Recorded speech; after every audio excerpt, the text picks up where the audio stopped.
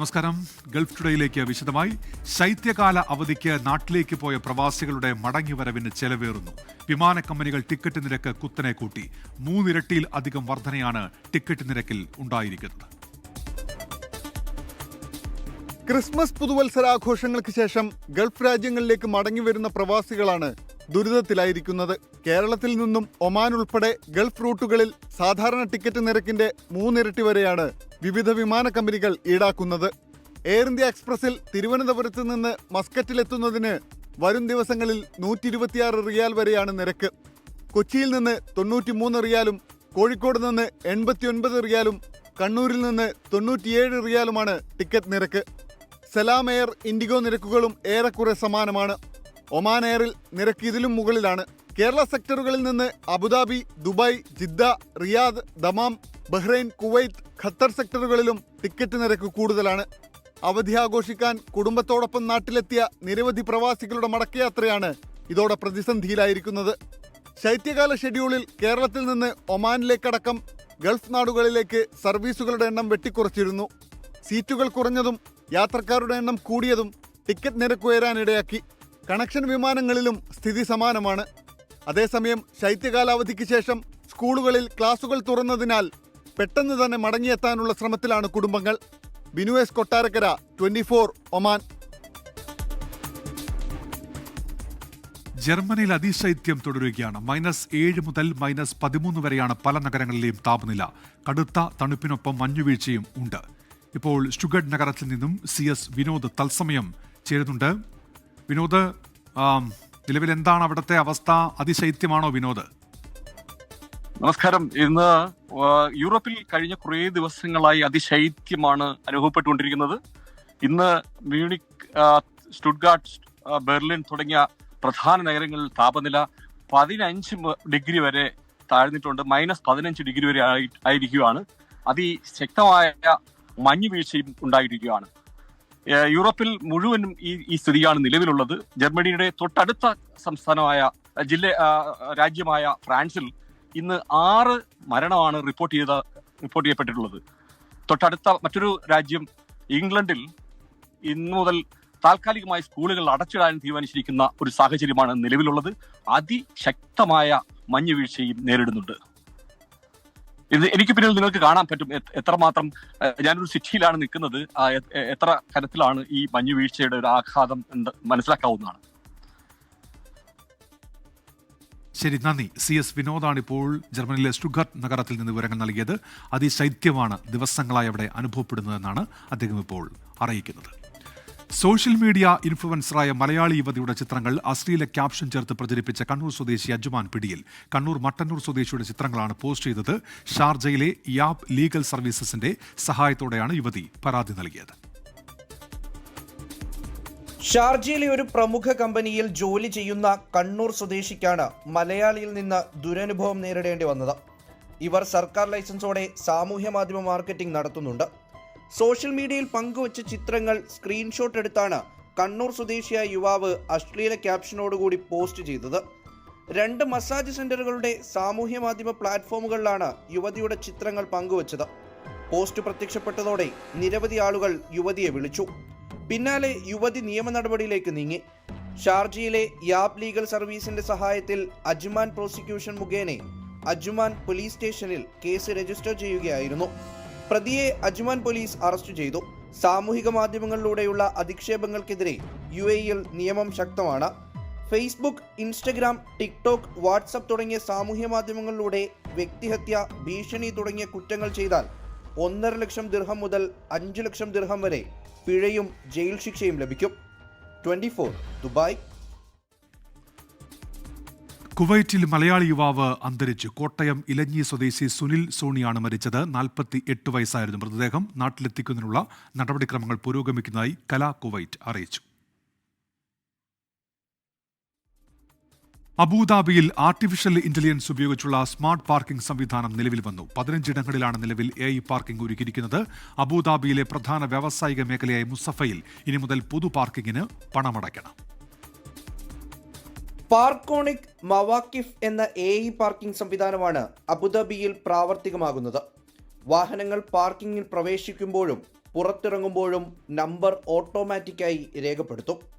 കൃത്യമായ സമയം കണക്കാക്കി സാലിക് അല്ലെങ്കിൽ മവാഫിക് ബാലൻസിൽ നിന്ന് പാർക്കിംഗ് ഫീ ഈടാക്കുന്നതാണ് പുതിയ രീതി. പേപ്പർ ടിക്കറ്റ് എടുക്കുകയോ നീണ്ട ക്യൂവിൽ നിൽക്കുകയോ വേണ്ട എന്നതാണ് പ്രത്യേകത. Sheikh Zayed festival, medical city, Dalma mall, gas mall, Reem park തുടങ്ങി 15 ഇടങ്ങളിലാണ് AI പാർക്കിംഗ് ഒരുക്കിയിരിക്കുന്നത്. ഈ സംവിധാനം കൂടുതൽ കേന്ദ്രങ്ങളിലേക്ക് വിപുലീകരിക്കുന്നതോടെ ഷോപ്പിംഗ് മാളുകൾ, ആശുപത്രികൾ, വിനോദസഞ്ചാര കേന്ദ്രങ്ങൾ എന്നിവിടങ്ങളിലെ പാർക്കിംഗ് സുഗമമാകും. അബുദാബിയിലെ പ്രധാന വ്യാവസായിക മേഖലയായ മുസഫയിൽ ഇനി മുതൽ പൊതു പാർക്കിങ്ങിന് പണമടയ്ക്കണം. ഈ മാസം 12 മുതൽ പെയ്ഡ് പാർക്കിംഗ് പ്രാബല്യത്തിൽ വരുമെന്ന് അധികൃതർ അറിയിച്ചു. 24 ദുബായ്. അക്കാഫ് അസോസിയേഷൻ ദുബായിൽ ക്രിസ്മസ് ന്യൂ ഇയർ ആഘോഷം സംഘടിപ്പിച്ചു. ഗ്ലോറിയ ബെൽസ് 2026 എന്ന പേരിൽ ദുബായിലെ Mamzar Shabab al Ahli club സ്റ്റേഡിയത്തിലായിരുന്നു ആഘോഷം. കേരളത്തിലെ വിവിധ കോളേജുകളിലെ അലൂമിനി അംഗങ്ങളും കുടുംബാംഗങ്ങളും ആഘോഷത്തിൽ പങ്കെടുത്തു.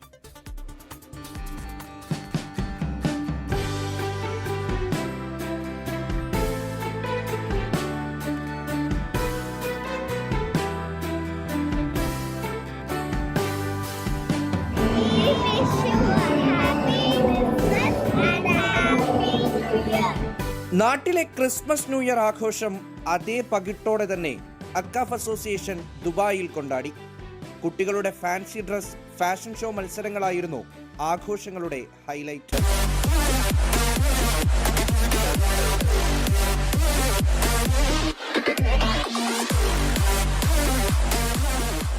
കേക്ക് മേക്കിംഗ് മത്സരം ആഘോഷങ്ങളുടെ മാറ്റുകൂട്ടി. രുചിയേറിയ കേക്ക് ഉണ്ടാക്കാൻ വനിതകൾ തമ്മിൽ കട്ടയ്ക്കു മത്സരം നടന്നു.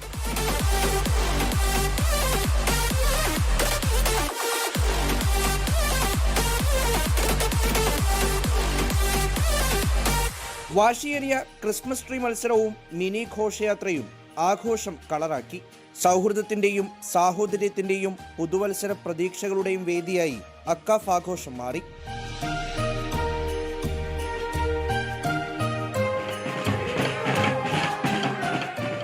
അക്കാഫിൻ്റെ 27 വർഷമായിട്ടുള്ള ചരിത്രത്തിലെ ഒരു വലിയ ക്രിസ്മസ് ആഘോഷമാണ്. ഓരോ ആഘോഷങ്ങളും കൊണ്ടാടുമ്പം നമ്മുടെ മെമ്പേഴ്സിനുള്ള ആനന്ദം, സന്തോഷം, നമ്മുടെ ഗൃഹാതുരത്വം അതിൽ നമ്മൾ അനുഭവിക്കാൻ വേണ്ടി മാത്രമാണ് ഈ ഓർഗനൈസേഷൻ ചെയ്യുന്നത്. അതോടൊപ്പം തന്നെ നമുക്ക് കമ്മ്യൂണിറ്റിയുടെ ഒരു ബാധ്യതയുണ്ട്. ഇവിടുത്തെ സമൂഹത്തിൽ നമ്മളുടെ എല്ലാ പ്രശ്നങ്ങളിലും നമ്മൾ ഈ അക്കാഫ് അസോസിയേഷൻ ഇവിടുത്തെ ഗവൺമെൻറ്റുകളുമായിട്ട് ചേർന്ന്, ഇന്ത്യൻ അസോസിയേഷൻസുമായിട്ട് ചേർന്ന്, അതല്ലെങ്കിൽ കോൺസുലേറ്റുമായിട്ട് ചേർന്ന് നമ്മൾ എല്ലാ പ്രവർത്തനങ്ങളും ചെയ്യുന്നുണ്ട്. അപ്പോൾ അതിൻ്റെ ഒരു ഭാഗമാണ് ഈ ക്രിസ്മസ് ന്യൂ ഇയർ ആഘോഷം. നമ്മൾ 5 കോമ്പറ്റീഷൻസാണ് നടത്തിയത്. അതിന് Christmas tree competition, Christmas little kids competition, അതുപോലെ ക്രിസ്മസ് കേക്ക് ഡെക്കറേഷൻ കോമ്പറ്റീഷൻ, അതുപോലെ ക്രിസ്മസ് ട്രീ കോമ്പറ്റീഷൻ, അതുപോലെ ക്രിസ്മസ് സ്ക്വയർ. അങ്ങനെ 5 കോമ്പറ്റീഷൻസാണ് നമ്മളുടെ അറേഞ്ച് ചെയ്തിരിക്കുന്നത്. എല്ലാ കോളേജിലും പങ്കെടുത്തുകൊണ്ട് നമ്മുടെ ആ ക്രിസ്മസിൻ്റെയും ന്യൂ ഇയറിൻ്റെയും വൈബ് കൃത്യമായിട്ട് അക്കാഫിൻ്റെ ഫാമിലിക്ക് ഒരു ഫാമിലി ഗെറ്റ് ടുഗദറായിട്ടാണ് നമ്മൾ അറേഞ്ച് ചെയ്തിരിക്കുന്നത്. അക്കാഫ് കഴിഞ്ഞ 27 വർഷമായി നമ്മൾ ഈ ക്രിസ്മസ് ആഘോഷങ്ങളുണ്ട്. അതുപോലെ ഓണാഘോഷം വളരെ ഗംഭീരമായിട്ടാണ് എല്ലാ വർഷവും നമ്മൾ ഓണം, അതുപോലെ ക്രിസ്മസ് ന്യൂ ഇയർ ആഘോഷിക്കുന്നത്. അലുമിനി മെമ്പർമാരുടെയും കുടുംബങ്ങളുടെയും സജീവ പങ്കാളിത്തം ഉത്സവാന്തരീക്ഷത്തിലെത്തിച്ചു. AKCAF association president Paul T Joseph, general secretary Shine Chandrasenan, treasurer Rajesh Pillai, vice president Lakshmi Aravind, general convener Bijo Kaleekkal, joint general കൺവീനർമാരായ സജി ലൂക്കോസ്, ആൻസി പ്രസന്നൻ, ഡയറക്ടർ ബോർഡ് അംഗങ്ങളായ വിൻസെന്റ് വലിയ വീട്ടിൽ, ഗിരീഷ് മേനോൻ, സുനിൽ കുമാർ ആർ എന്നിവർ പരിപാടികൾക്ക് നേതൃത്വം നൽകി. 24 ദുബായ്.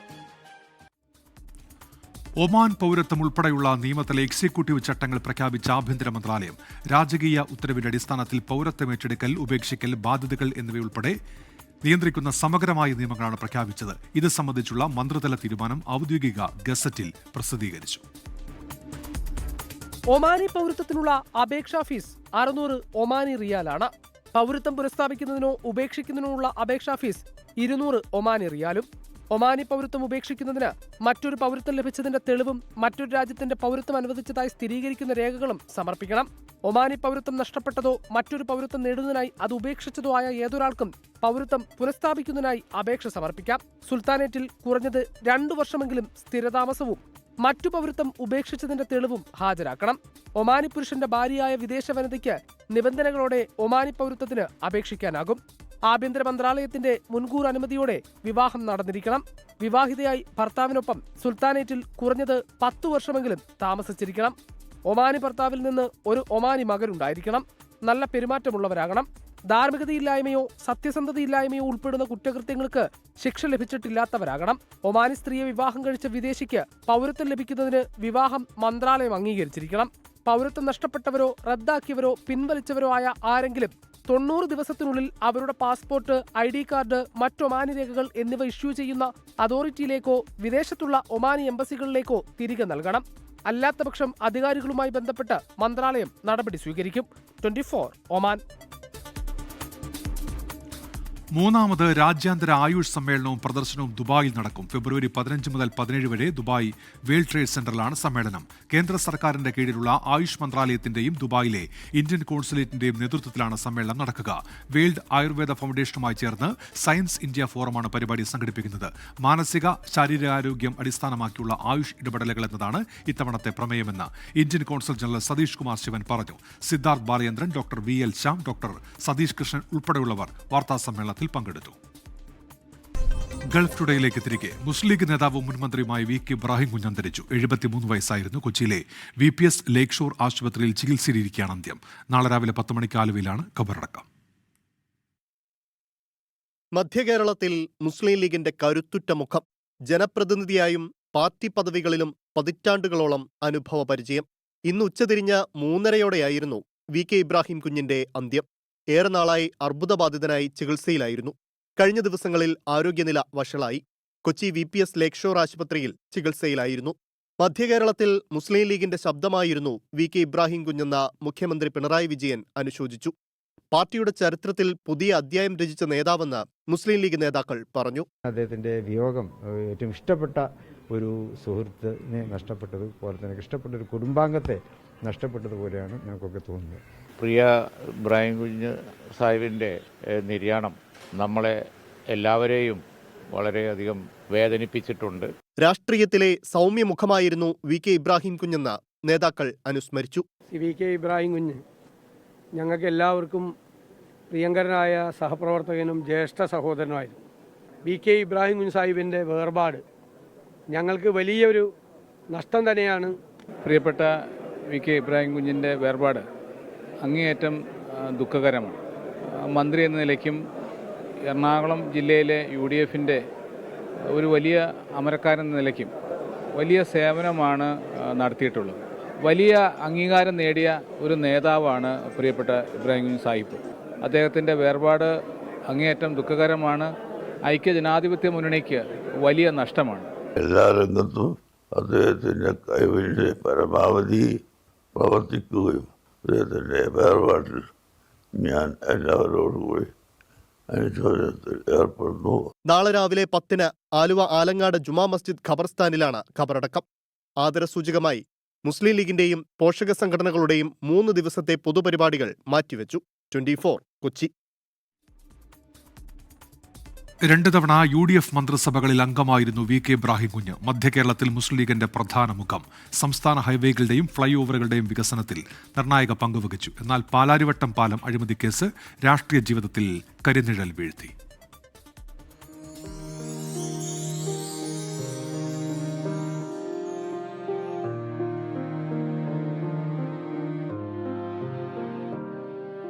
മുസ്ലിം സ്റ്റുഡൻസ് ഫെഡറേഷനിലൂടെയാണ് രാഷ്ട്രീയത്തിലേക്കുള്ള VK ഇബ്രാഹിം കുഞ്ഞിന്റെ ചുവടുവയ്പ്. മുസ്ലിം ലീഗിന്റെ എറണാകുളം ജില്ലാ സെക്രട്ടറിയായും പ്രസിഡന്റായും പ്രവർത്തിച്ചു. 2001 മട്ടാഞ്ചേരി മണ്ഡലത്തിൽ നിന്ന് ആദ്യമായി നിയമസഭയിലേക്ക്. 2006 വീണ്ടും വിജയം. 2011 16 കളമശ്ശേരി മണ്ഡലത്തിൽ നിന്നാണ് ഇബ്രാഹിം കുഞ്ഞ് ജയിച്ചത്. 2005 ഐസ്ക്രീം പാർലർ ആരോപണത്തിൽ PK കുഞ്ഞാലിക്കുട്ടി രാജിവെച്ചപ്പോൾ ഉമ്മൻചാണ്ടി മന്ത്രിസഭയിലെത്തിയത് VK ഇബ്രാഹിം കുഞ്ഞ്. വ്യവസായ വകുപ്പിന്റെ ചുമതല. 2011-2016 കാലത്ത് രണ്ടാം ഉമ്മൻചാണ്ടി സർക്കാരിൽ പൊതുമരാമത്ത് വകുപ്പ് മന്ത്രിയായി. 400 ദിവസം കൊണ്ട് 100 പാലങ്ങൾ നിർമ്മിക്കാനുള്ള വെല്ലുവിളി ഏറ്റെടുത്ത് നടപ്പിലാക്കിയത് ശ്രദ്ധേയ നേട്ടമായി. ഇ ടെൻഡറും ഇ പേയ്മെന്റും നടപ്പാക്കി. നിർമ്മാണ പ്രവർത്തനങ്ങളുടെ മേന്മ പരിശോധിക്കാൻ ക്വാളിറ്റി ലാബുകൾ സ്ഥാപിച്ചു. നഷ്ടപ്പെട്ട ലോകബാങ്ക് സഹായം കേരളത്തിന് വീണ്ടും ലഭ്യമാക്കിയതും ഇബ്രാഹിം കുഞ്ഞിന്റെ കാലത്ത്. ഹൈവേകളുടെയും പാലങ്ങളുടെയും ഫ്ളൈ ഓവറുകളുടെയും വികസനത്തിൽ നിർണായക പങ്ക് വഹിച്ചെങ്കിലും പാലാരിവട്ടം പാലം അഴിമതി രാഷ്ട്രീയ ജീവിതത്തിൽ തന്നെ വലിയ വെല്ലുവിളിയായി. അഴിമതി ആരോപണത്തിൽ ഇബ്രാഹിം കുഞ്ഞിനെ വിജിലൻസ് അറസ്റ്റ് ചെയ്തു. പാലാരിവട്ടം അഴിമതിയുമായി ബന്ധപ്പെട്ട് ചന്ദ്രിക ദിനപത്രത്തിന്റെ അക്കൗണ്ട് വഴി കള്ളപ്പണം വെളുപ്പിച്ചുവെന്ന ആരോപണത്തിൽ എൻഫോഴ്സ്മെന്റ് ഡയറക്ടറേറ്റും ഇബ്രാഹിം കുഞ്ഞിനെതിരെ അന്വേഷണം നടത്തി. അർബുദബാധയെ തുടർന്ന് 2021 നിയമസഭാ തെരഞ്ഞെടുപ്പിൽ ഇബ്രാഹിം കുഞ്ഞ് മത്സരിച്ചില്ല. പകരം മകൻ അഡ്വക്കേറ്റ് അബ്ദുൾ ഗഫൂറാണ് കളമശ്ശേരിയിൽ മത്സരിച്ചത്. നദീറയാണ് ഭാര്യ. അഡ്വക്കേറ്റ് അബ്ദുൾ ഗഫൂർ, അബ്ബാസ്, അനൂപ് എന്നിവരാണ് മക്കൾ. Research desk 24.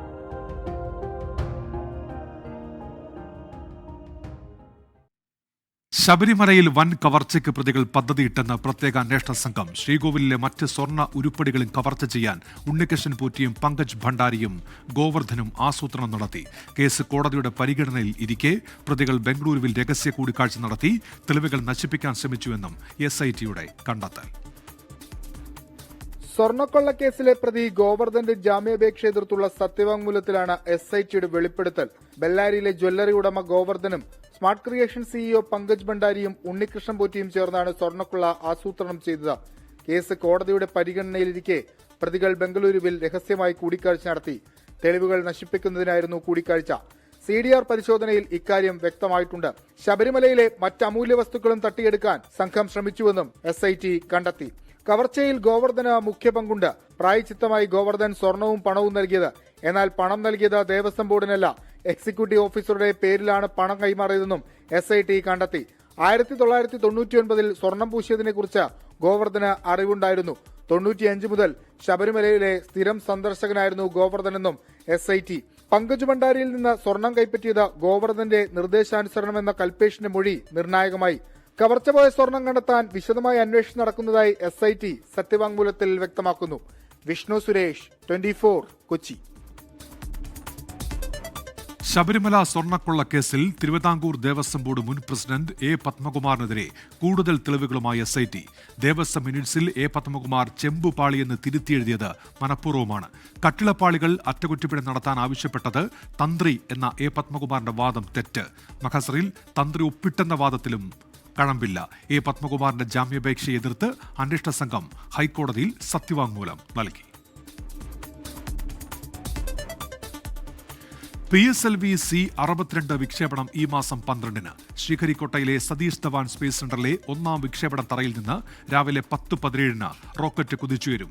ഇന്ത്യയുടെ റിമോട്ട് സെൻസിംഗ് മേഖലയിൽ വിപ്ലവകരമായ മാറ്റങ്ങൾ ലക്ഷ്യമിടുന്ന ഭൗമ നിരീക്ഷണ ഉപഗ്രഹമായ EOS N1 അന്വേഷ ഭ്രമണപഥത്തിലെത്തിക്കുകയാണ് ലക്ഷ്യം. ഇന്ത്യയിൽ നിന്നും വിദേശത്തു നിന്നുമുള്ള 18 പേലോഡുകളെയും PSLV ഭ്രമണപഥത്തിലെത്തിക്കും. കഴിഞ്ഞ തവണ PSLV വിക്ഷേപണം പരാജയപ്പെട്ടിരുന്നു. വയനാട് മാനന്തവാടി സർക്കാർ മെഡിക്കൽ കോളേജിൽ പ്രസവം കഴിഞ്ഞുപോയ യുവതിയുടെ ശരീരത്തിൽ നിന്ന് തുണിക്കഷ്ണം ലഭിച്ചെന്ന് പരാതി. 2.5 മാസത്തിന് ശേഷമാണ് തുണിക്കഷ്ണം പുറത്തുവന്നത്. ചികിത്സാ പിഴവ് ചൂണ്ടിക്കാട്ടി ഗൈനക്കോളജി ഡിപ്പാർട്ട്മെന്റ് ഡോക്ടർക്കെതിരെ പരാതിയുമായി യുവതിയുടെ കുടുംബം രംഗത്ത് വന്നു. സംഭവത്തെക്കുറിച്ച് അന്വേഷിക്കുമെന്ന് മന്ത്രി OR കേളു 24-നോട് പറഞ്ഞു. ഞാനും അമ്മയും കൂടെ ആശുപത്രിയിൽ പോയി ഡോക്ടറുടെ ഉള്ളിൽ പരിശോധിച്ചപ്പോൾ അവർ പറഞ്ഞ് ഒരു കുഴപ്പമില്ല, മരുന്നും കാര്യങ്ങളും തന്നു, ഒരു കുഴപ്പമില്ല. 2 പ്രാവശ്യം ചെക്ക് ചെയ്തു, എന്നിട്ടും ഒരു കുഴപ്പമില്ല എന്നാണ് വീട്ടിലോട്ട് വന്നത്. കഴിഞ്ഞ ഒക്ടോബറിലായിരുന്നു മാനന്തവാടി പാണ്ടിക്കടവ് സ്വദേശിയായ യുവതി മാനന്തവാടി മെഡിക്കൽ കോളേജിൽ പ്രസവത്തിനെത്തിയത്. വീട്ടിലേക്ക് മടങ്ങിയപ്പോൾ അസഹനീയമായ വേദനയുണ്ടായി എന്നാണ് യുവതി പറയുന്നത്. ദുർഗന്ധവും അനുഭവപ്പെട്ടു. വേദനയെ തുടർന്ന് യുവതി വീണ്ടും ആശുപത്രിയിലെത്തി. സ്കാനിങ്ങിനോ തുടർ നടപടികൾക്കോ ഡോക്ടർ തയ്യാറായില്ലെന്നാണ് പരാതി. 2.5 മാസത്തിനു ശേഷം തുണി പുറത്തു വന്നതോടെയാണ് ചികിത്സാ പിഴവ് വ്യക്തമായത്. 25 ദിവസം വരെ ഈ വയറ്റിൽ പിന്നെ ഈ തുണി ചുരുണ്ട് ഇങ്ങനെ കിടക്കുന്നുണ്ടായിരുന്നു. എന്നിട്ട് നമ്മൾ 2 പ്രാവശ്യം നമ്മൾ ഡോക്ടറെ കാണാൻ പോയി. ഡോക്ടർ പറഞ്ഞ് കുഴപ്പമില്ല, വെള്ളം കുടിച്ചാൽ മതി, എന്നിട്ട് വെള്ളം കുടിച്ചാൽ മതി, പിന്നെ കുറേ മരുന്നൊക്കെ തന്ന് എന്നിട്ടാണ് നമ്മൾ വിട്ട് ചെയ്ത്. ഡോക്ടറുടെ അനാസ്ഥയാണ് ഇത്തരമൊരു അവസ്ഥയ്ക്ക് കാരണമെന്ന് ചൂണ്ടിക്കാട്ടി യുവതിയുടെ കുടുംബം പരാതി നൽകി. മന്ത്രി OR കേളു ഉൾപ്പെടെയുള്ളവർക്കാണ് പരാതി. സംഭവത്തെക്കുറിച്ച് അന്വേഷിക്കാൻ മെഡിക്കൽ കോളേജ് സൂപ്രണ്ടിന് നിർദ്ദേശം നൽകിയതായി മന്ത്രി 24-നോട് പറഞ്ഞു. പരാതി എനിക്ക് ഇന്നാണ് ലഭിച്ചത്. അതിന്റെ ഒരു നിജസ്ഥിതി അന്വേഷിക്കാനായിട്ട് ഞാനത് ആശുപത്രി സൂപ്രണ്ടിന് ഫോർവേഡ് ചെയ്തിട്ടുണ്ട്. അടിയന്തരമായിട്ട് അന്വേഷിച്ച് അത് റിപ്പോർട്ട് ചെയ്യാൻ പറഞ്ഞിട്ടുണ്ട്. 24 വയനാട്. ഗൾഫ് ടുഡേയിലേക്ക് തിരികെ. 3.5 ലക്ഷത്തിന്റെ താലിമാലയും സൂക്ഷിച്ച് ഉടമയെ കാത്തിരിക്കുകയാണ് തമ്പാനൂർ റെയിൽവേ പോലീസ്. കഴിഞ്ഞ വർഷം സെപ്റ്റംബർ 13 വർക്കല റെയിൽവേ സ്റ്റേഷൻ ശുചിമുറിയിൽ നിന്നാണ് സ്വർണ്ണ താലിമാല ലഭിച്ചത്. ഉടമസ്ഥരെത്തി കൃത്യമായ അടയാളങ്ങൾ പറഞ്ഞാൽ മാല തിരികെ നൽകും.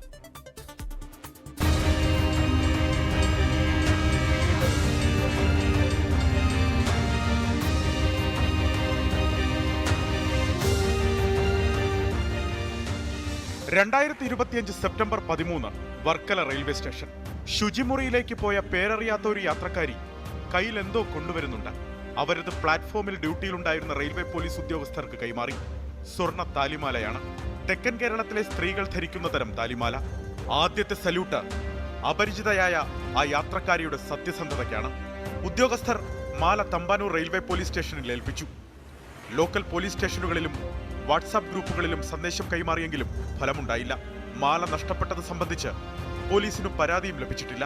3.5 ലക്ഷത്തോളം രൂപ വിലയുള്ള താലിമാല നഷ്ടപ്പെട്ട് 3 മാസം പിന്നിട്ടിട്ടും അത് അന്വേഷിച്ചാരും വരാത്തതിലുള്ള അമ്പരപ്പിലാണ് തമ്പാനൂർ റെയിൽവേ പോലീസ്. നഷ്ടപ്പെട്ടു പോയി എന്നുള്ള വിവരം മറച്ചു വെക്കാൻ വേണ്ടിയിട്ടായിരിക്കും ഇനി ഭർത്താക്കന്മാരോ മറ്റാരെങ്കിലും ഇത് വിഷയം ഉണ്ടാക്കുന്നതിൽ പേടിച്ചിട്ട് അങ്ങനെ ഏതെങ്കിലും ഒരു നാരോ മൈൻഡഡ്നെസ്, ഒരു ഇടുങ്ങിയ ചിന്താഗതിക്കാരായ ആരോ ആണ്. അതായത് പുറത്തേക്ക് പറയാനൊരു പേടിയുണ്ടോ ഭയം കൊണ്ടോ ആണ്. അതുകൊണ്ട് തന്നെയാണ് ഞാനത് 24-ലേക്ക് അറിയിക്കാന്ന് വെച്ചത്. കാരണം പറഞ്ഞ പോലെ ശ്രീകണ്ഠൻ നായരുടെ മോർണിംഗ് ഷോ ന്യൂസ് റീഡിങ് ഒരുവിധപ്പെട്ട വീട്ടമ്മമാരെല്ലാം കാണുന്നതാണ്. അപ്പോൾ അവരിലേക്ക് എത്താൻ ഏറ്റവും എളുപ്പമാർഗം ശ്രീകണ്ഠൻ നായരിലൂടെയാണ് എന്നുള്ളൊരു വിചാരമായിരുന്നു എനിക്ക്. മാലയുടെ തൂക്കം, മോഡലടക്കം മറ്റടയാളങ്ങൾ വെളിപ്പെടുത്താൻ കഴിയാത്തതിനാൽ പോലീസ് അത് പുറത്തുവിട്ടിട്ടില്ല. അവകാശി എത്തി കൃത്യമായ അടയാളം നൽകിയാൽ മാല തിരികെ കിട്ടും. താലി മാലയിൽ മിക്കവാറും താലിയിൽ പേര് ആലേഖനം ചെയ്തിട്ടാണ് താലി ഉപയോഗിക്കുക. അപ്പോൾ അത് വെച്ച് നമുക്ക് കണ്ടുപിടിക്കാൻ പറ്റും. പിന്നെ കൃത്യമായ തൂക്കം, ഇതൊക്കെ വെച്ചിട്ട് നമുക്ക് പിന്നെ കമ്പയർ ചെയ്യാൻ പറ്റും. പിന്നെ വരുന്ന ആളിൻ്റെ ഒരു ആറ്റിറ്റ്യൂഡ് കണ്ടാൽ അറിയാമല്ലോ. മോഡൽ പ്രധാനപ്പെട്ട സംഗതിയാണ്. പലരും വിളിച്ചു, 100ഓളം ആൾക്കാർ ഇന്ന് തന്നെ വിളിച്ചപ്പം പല മോഡലുകൾ അവർ തന്നെ പറയുന്നുണ്ട്. പക്ഷേ ആ മോഡലൊന്നും അല്ല. താലിമാല എന്നേക്കുമായി നഷ്ടപ്പെട്ടെന്ന ബോധ്യത്തിൽ അതീവ ദുഃഖിതയായ ഒരാൾ എവിടെയോ മറഞ്ഞിരിക്കുന്നു എന്ന് പോലീസിനറിയാം. മാല പോലീസിന്റെ കൈവശമുണ്ടെന്നറിയാത്ത മറ്റു ജില്ലയിലുള്ള ആളാകാം ഉടമയെന്നാണ് സംശയം. അവകാശിക്ക് ഈ ഫോൺ നമ്പറിൽ തമ്പാനൂർ റെയിൽവേ പോലീസിനെ ബന്ധപ്പെടാം.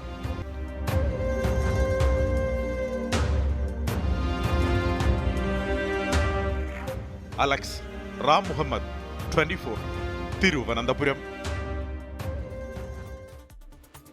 ഇപ്പോൾ ഒരു വാർത്ത വരുന്നത് പുൽപ്പള്ളിയിൽ സീതാദേവി ക്ഷേത്രോത്സവത്തിനിടെ ആന ഇടഞ്ഞു. തൃശ്ശൂരിൽ നിന്ന് കൊണ്ടുവന്ന ശിവൻ എന്ന ആനയാണ് ഇടഞ്ഞത്. സംഭവത്തിൽ പാപ്പാന് പരിക്കേറ്റിട്ടുണ്ട്. ആനയെ തളച്ചു എന്നാണ് ഇപ്പോൾ അറിയാൻ കഴിയുന്നത്. നിലവിൽ മറ്റു പ്രശ്നങ്ങളൊന്നുമില്ലെന്നും ക്ഷേത്ര ചടങ്ങുകൾ പുരോഗമിക്കുന്നതായും ക്ഷേത്ര കമ്മിറ്റി അറിയിച്ചു. വയനാട് പുൽപ്പള്ളിയിലാണ് സീതാദേവി ക്ഷേത്ര ഉത്സവത്തിനിടെ ആന ഇടഞ്ഞത്. ആ ദൃശ്യങ്ങളാണിപ്പോൾ പ്രേക്ഷകരിലേക്ക് എത്തുന്നത്. പാപ്പാന് പരിക്കുണ്ട്, പക്ഷേ നിലവിൽ പ്രശ്നങ്ങളൊന്നുമില്ല. ആനയെ തളയ്ക്കാൻ കഴിഞ്ഞു എന്നാണ് അറിയുന്നത്. ബുള്ളറ്റിൻ പൂർത്തിയാകുന്നു. Good night.